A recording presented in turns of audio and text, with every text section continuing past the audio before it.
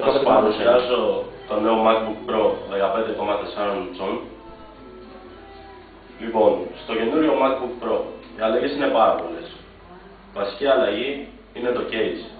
Είναι πάλι όλο από αλουμίνιο, συμπαγές αλουμίνιο, αεροπορικού τύπου, το οποίο έχει αποτέλεσμα καλύτερη ψήξη. Έχουν βάλει δύο νέες κάρτες γραφικών, την 9400 με 256 μνήμη και την 9600 με 512, η οποία σας δίνει τη δυνατότητα το λειτουργικό.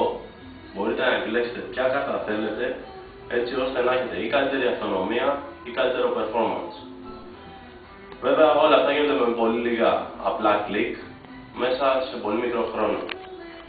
Το νέο MacBook Pro έχει τη θύρα όπως είχε το προηγούμενο για τη φόρτισή του, συνδέεται Ethernet οπουδήποτε υπάρχει δίκτυο, υπάρχει ενσύρματο καλώδιο, διαθέτει βέβαια και wireless και Bluetooth.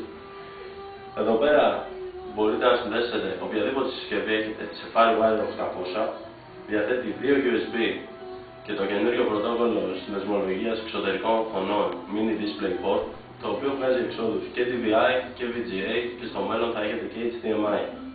Επίσης έχει την είσοδο για τα εξωτερικά σας ηχεία ή κάποια input συσκευή. Εδώ πέρα διαθέτει το brief, το οποίο σας δίνει τη δυνατότητα να βλέπετε σε ποιο στάδιο βρίσκεται η μπαταρία σας, και το slot μπορείτε να βάλετε τα DVD σας. Αυτό λοιπόν είναι το νέο MacBook Pro. Με νέα τεχνολογία και αυτό στην οθόνη, με LED displays, όπως αντίστοιχα είπαμε και στο νέο MacBook των 13,3 inch. Έχει νέους επεξεργαστές στα 2,4, 2,53 και στα 2,8 MHz.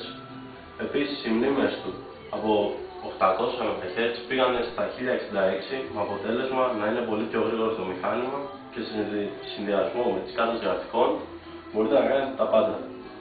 Αυτό λοιπόν είναι το νέο MacBook Pro. Ευχαριστούμε πολύ Γιώργο. Να είσαι καλά.